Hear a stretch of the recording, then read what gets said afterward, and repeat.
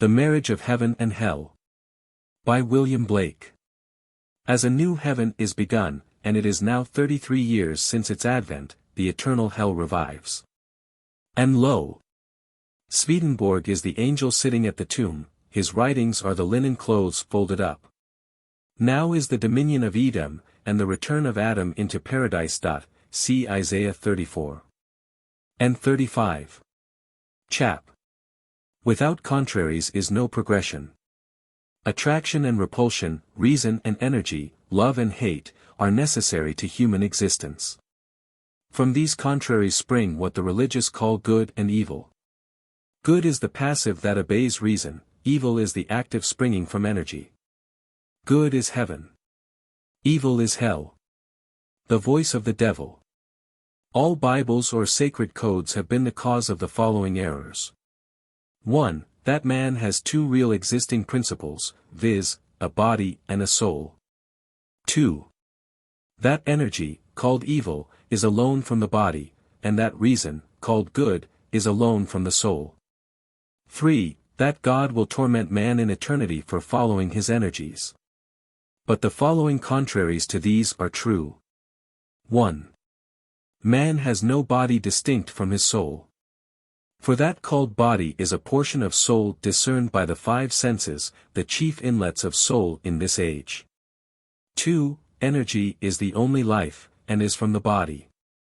And reason is the bound or outward circumference of energy. 3. Energy is eternal delight. Those who restrain desire, do so because theirs is weak enough to be restrained, and the restrainer or reason usurps its place and governs the unwilling. And being restrained, it by degrees becomes passive, till it is only the shadow of desire.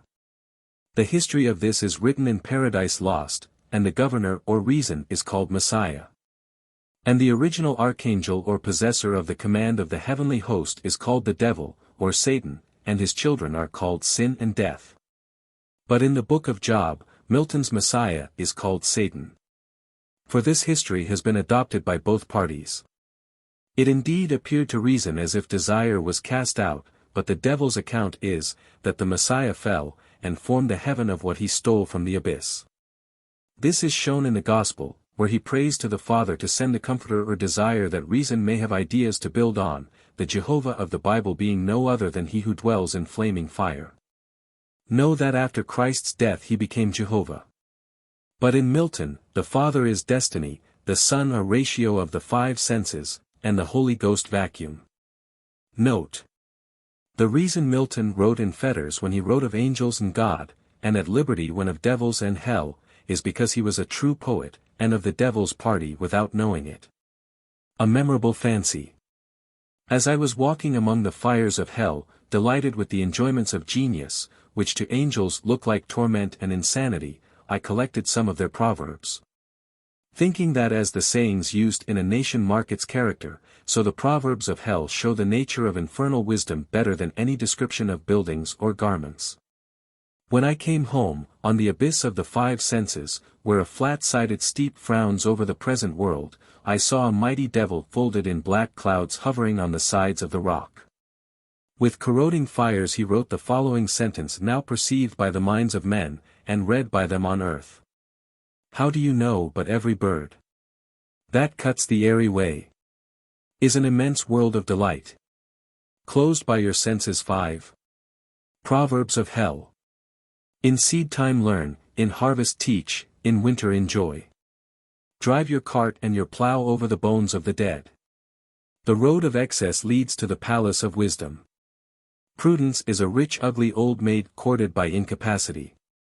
He who desires, but acts not, breeds pestilence. The cut worm forgives the plough. Dip him in the river who loves water. A fool sees not the same tree that a wise man sees.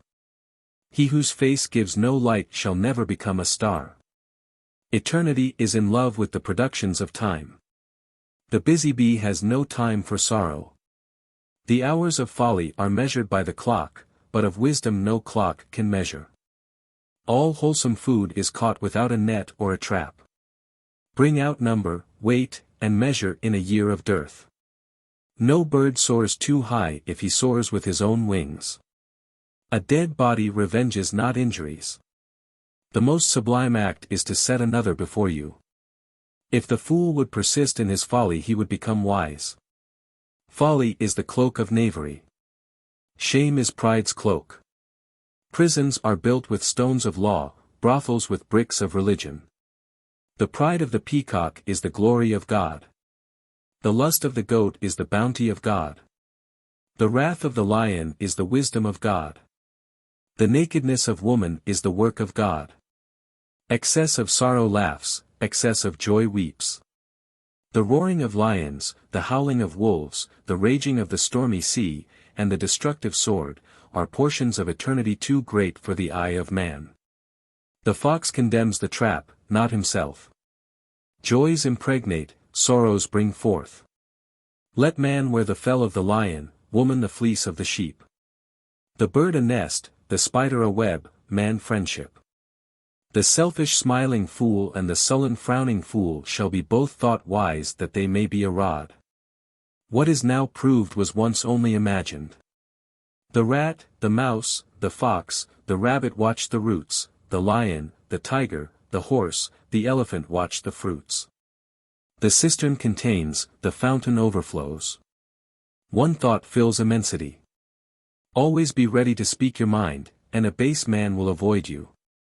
Everything possible to be believed is an image of truth. The eagle never lost so much time as when he submitted to learn of the crow. The fox provides for himself, but God provides for the lion.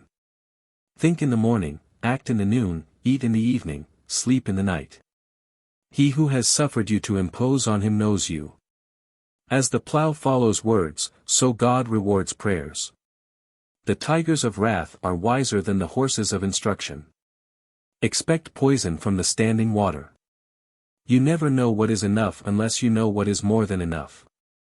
Listen to the fool's reproach, it is a kingly title. The eyes of fire, the nostrils of air, the mouth of water, the beard of earth. The weak in courage is strong in cunning. The apple tree never asks the beech how he shall grow, nor the lion the horse how he shall take his prey. The thankful receiver bears a plentiful harvest. If others had not been foolish we should have been so. The soul of sweet delight can never be defiled. When thou sayest an eagle, thou sayest a portion of genius. Lift up thy head. As the caterpillar chooses the fairest leaves to lay her eggs on, so the priest lays his curse on the fairest joys. To create a little flower is the labor of ages. Damn braces, bless relaxes. The best wine is the oldest, the best water the newest. Prayers plow not, praises reap not, joys laugh not, sorrows weep not. The head sublime, the heart pathos, the genitals beauty, the hands and feet proportion. As the air to a bird, or the sea to a fish, so is contempt to the contemptible. The crow wished everything was black, the owl that everything was white. Exuberance is beauty. If the lion was advised by the fox, he would be cunning. Improvement makes straight roads, but the crooked roads without improvement are roads of genius. Sooner murder an infant in its cradle than nurse unacted desires. Where man is not, nature is barren. Truth can never be told so as to be understood and not to be believed. Enough. Or too much. The ancient poets animated all sensible objects with gods or geniuses, calling them by the names and adorning them with properties of woods, rivers, mountains, lakes, cities, nations. And whatever their enlarged and numerous senses could perceive. And particularly they studied the genius of each city and country, placing it under its mental deity. Till a system was formed, which some took advantage of and enslaved the vulgar by attempting to realize or abstract the mental deities from their objects. Thus began priesthood. Choosing forms of worship from poetic tales. And at length they pronounced that the gods had ordered such things. Thus men forgot that all deities reside in the human breast. A memorable fancy. The prophets Isaiah and Ezekiel dined with me, and I asked them how they dared so roundly to assert that God spoke to them, and whether they did not think at the time that they would be misunderstood. And so be the cause of imposition. Isaiah answered, I saw no God, nor heard any, in a finite organical perception, but my senses discovered the infinite in everything. And as I was then persuaded, and remained confirmed, that the voice of honest indignation is the voice of God, I cared not for consequences, but wrote. Then I asked, does a firm persuasion that a thing is so, make it so? He replied, all poets believe that it does, and in ages of imagination this firm persuasion removed mountains, but many are not capable of a firm persuasion of anything. Then Ezekiel said, the philosophy of the East taught the first principles of human perception, some nations held one principle for the origin, and some another. We of Israel taught that the poetic genius, as you now call it, was the first principle, and all the others merely derivative, which was the cause of our despising the priests and philosophers of other countries. And prophesying that all gods would at last be proved to originate in ours, and to be the tributaries of the poetic genius. It was this that our great poet King David desired so fervently, and invoked so pathetically, saying by this he conquers enemies and governs kingdoms. And we so loved our God that we cursed in his name all the deities of surrounding nations, and asserted that they had rebelled. From these opinions the vulgar came to think that all nations would at last be subject to the Jews. This, said he, like all firm persuasions, is come to pass, for all nations believe the Jews' code, and worship the Jews' God, and what greater subjection can be? I heard this with some wonder, and must confess my own conviction. After dinner I asked Isaiah to favor the world with his lost works, he said none of equal value was lost. Ezekiel said the same of his. I also asked Isaiah what made him go naked and barefoot 3 years. He answered, the same that made our friend Diogenes the Grecian. I then asked Ezekiel why he ate dung, and lay so long on his right and left side. He answered, the desire of raising other men into a perception of the infinite. This the North American tribes practice. And is he honest who resists his genius or conscience, only for the sake of present ease or gratification? The ancient tradition that the world will be consumed in fire at the end of 6,000 years is true, as I have heard from hell. For the cherub with his flaming sword is hereby commanded to leave his guard at the tree of life, and when he does, the whole creation will be consumed and appear infinite and holy, whereas it now appears finite and corrupt. This will come to pass by an improvement of sensual enjoyment. But first the notion that man has a body distinct from his soul is to be expunged. This I shall do by printing in the infernal method by corrosives, which in hell are salutary and medicinal, melting apparent surfaces away, and displaying the infinite which was hid. If the doors of perception were cleansed everything would appear to man as it is, infinite. For man has closed himself up, till he sees all things through narrow chinks of his cavern. A memorable fancy. I was in a printing house in hell, and saw the method in which knowledge is transmitted from generation to generation. In the first chamber was a dragon man, clearing away the rubbish from a cave's mouth. Within, a number of dragons were hollowing the cave. In the second chamber was a viper folding round the rock and the cave, and others adorning it with gold, silver, and precious stones. In the third chamber was an eagle with wings and feathers of air. He caused the inside of the cave to be infinite, around were numbers of eagle-like men, who built palaces in the immense cliffs. In the fourth chamber were lions of flaming fire raging around and melting the metals into living fluids. In the fifth chamber were unnamed forms, which cast the metals into the expanse. There they were received by men who occupied the sixth chamber, and took the forms of books, and were arranged in libraries. The giants who formed this world into its sensual existence and now seem to live in it in chains are in truth the causes of its life and the sources of all activity, but the chains are the cunning of weak and tame minds, which have power to resist energy. According to the proverb, the weak in courage is strong in cunning. Thus one portion of being is the prolific, the other the devouring. To the devourer it seems as if the producer was in his chains, but it is not so. He only takes portions of existence, and fancies that the whole. But the prolific would cease to be prolific unless the devourer as a sea received the excess of his delights. Some will say, is not God alone the prolific? I answer, God only acts and is in existing beings or men. These two classes of men are always upon earth, and they should be enemies. Whoever tries to reconcile them seeks to destroy existence.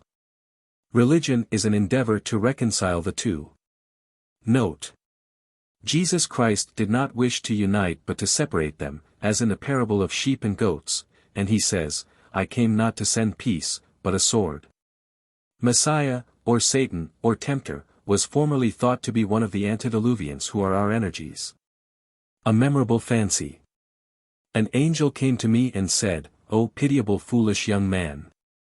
O horrible, O dreadful state! Consider the hot burning dungeon thou art preparing for thyself to all eternity, to which thou art going in such career. I said, Perhaps you will be willing to show me my eternal lot, and we will contemplate together upon it, and see whether your lot or mine is most desirable. So he took me through a stable, and through a church, and down into the church vault, at the end of which was a mill. Through the mill we went, and came to a cave. Down the winding cavern we groped our tedious way, till a void boundless as a nether sky appeared beneath us, and we held by the roots of trees, and hung over this immensity. But I said, If you please, we will commit ourselves to this void, and see whether Providence is here also. If you will not, I will. But he answered, Do not presume, O young man. But as we here remain, behold thy lot, which will soon appear when the darkness passes away. So I remained with him sitting in the twisted root of an oak. He was suspended in a fungus, which hung with the head downward into the deep. By degrees we beheld the infinite abyss, fiery as the smoke of a burning city. Beneath us at an immense distance was the sun, black but shining. Round it were fiery tracks on which revolved vast spiders, crawling after their prey, which flew, or rather swum, in the infinite deep, in the most terrific shapes of animals sprung from corruption. And the air was full of them, and seemed composed of them. These are devils, and are called powers of the air. I now asked my companion which was my eternal lot. He said, Between the black and white spiders. But now, from between the black and white spiders, a cloud and fire burst and rolled through the deep, blackening all beneath so that the nether deep grew black as a sea, and rolled with a terrible noise.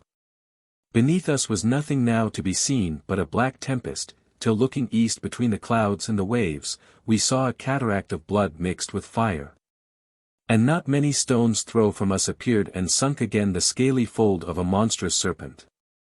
At last to the east, distant about 3 degrees, appeared a fiery crest above the waves. Slowly it reared like a ridge of golden rocks, till we discovered 2 globes of crimson fire, from which the sea fled away in clouds of smoke.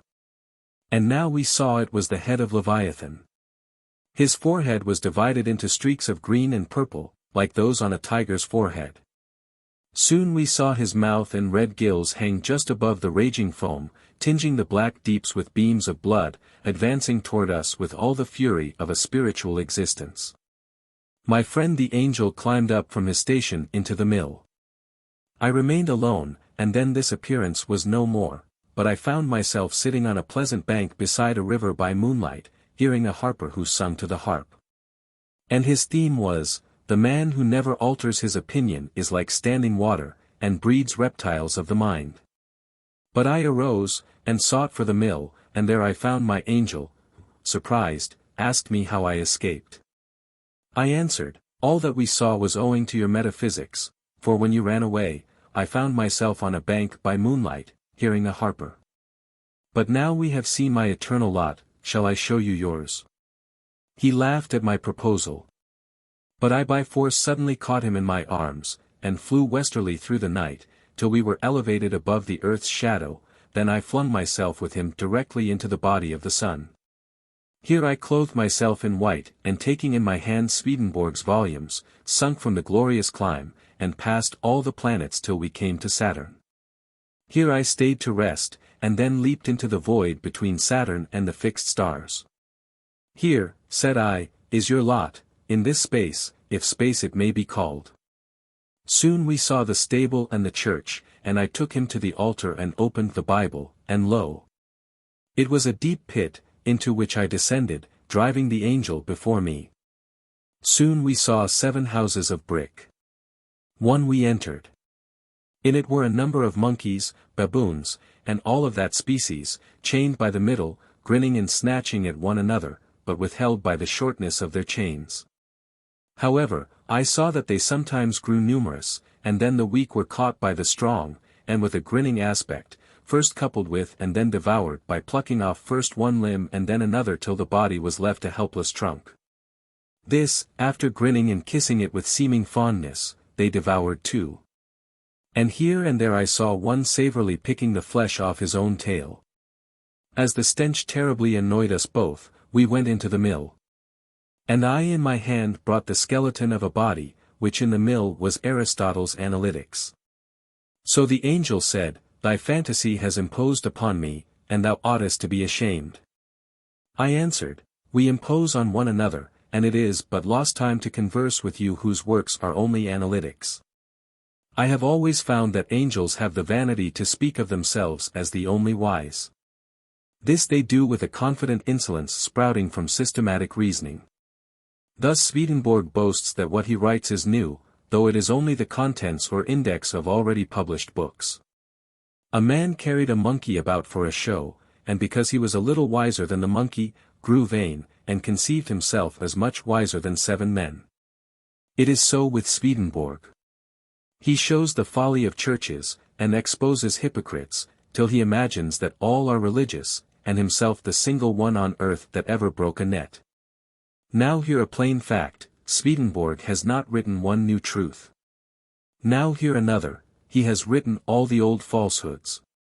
And now hear the reason, he conversed with angels who are all religious, and conversed not with devils who all hate religion, for he was incapable through his conceited notions. Thus Swedenborg's writings are a recapitulation of all superficial opinions, and an analysis of the more sublime, but no further. Have now another plain fact, any man of mechanical talents may from the writings of Paracelsus or Jacob Behmen produce 10,000 volumes of equal value with Swedenborg's, and from those of Dante or Shakespeare an infinite number. But when he has done this, let him not say that he knows better than his master, for he only holds a candle in sunshine. A memorable fancy. Once I saw a devil in a flame of fire, who arose before an angel that sat on a cloud, and the devil uttered these words, The worship of God is, honoring his gifts in other men each according to his genius. And loving the greatest men best. Those who envy or calumniate great men hate God, for there is no other God. The angel hearing this became almost blue, but mastering himself he grew yellow, and at last white pink and smiling, and then replied, Thou idolater, is not God one? And is not he visible in Jesus Christ? And has not Jesus Christ given his sanction to the law of 10 commandments? And are not all other men fools, sinners, and nothings? The devil answered, Bray a fool in a mortar with wheat, yet shall not his folly be beaten out of him. If Jesus Christ is the greatest man, you ought to love him in the greatest degree. Now hear how he has given his sanction to the law of 10 commandments. Did he not mock at the Sabbath, and so mock the Sabbath's God? Murder those who were murdered because of him? Turn away the law from the woman taken in adultery, steal the labor of others to support him? Bear false witness when he omitted making a defense before Pilate? Covet when he prayed for his disciples, and when he bid them shake off the dust of their feet against such as refused to lodge them? I tell you, no virtue can exist without breaking these 10 commandments. Jesus was all virtue, and acted from impulse, not from rules. When he had so spoken, I beheld the angel, who stretched out his arms embracing the flame of fire, and he was consumed, and arose as Elijah. Note. This angel, who is now become a devil, is my particular friend. We often read the Bible together in its infernal or diabolical sense, which the world shall have if they behave well. I have also the Bible of hell, which the world shall have whether they will or no. One law for the lion and ox is oppression. A song of liberty. 1. The eternal female groaned, it was heard over all the earth. 2. Albion's coast is sick silent. The American meadows faint. 3. shadows of prophecy shiver along by the lakes and the rivers, and mutter across the ocean. France, rend down thy dungeon. 4. Golden Spain, burst the barriers of old Rome. 5. Cast thy keys, O Rome, into the deep, down falling, even to eternity down falling. 6. And weep. 7. In her trembling hands she took the newborn terror, howling. 8. On those infinite mountains of light now barred out by the Atlantic Sea, the newborn fire stood before the starry king. 9. Flagged with grey-browed snows and thunderous visages, the jealous wings waved over the deep. 10. The speary hand burned aloft, unbuckled was the shield, forth went the hand of jealousy among the flaming hair, and hurled the newborn wonder through the starry night. 11. The fire is falling. 12. Look up. Look up. O citizen of London, enlarge thy countenance. O Jew, leave counting gold, return to thy oil and wine.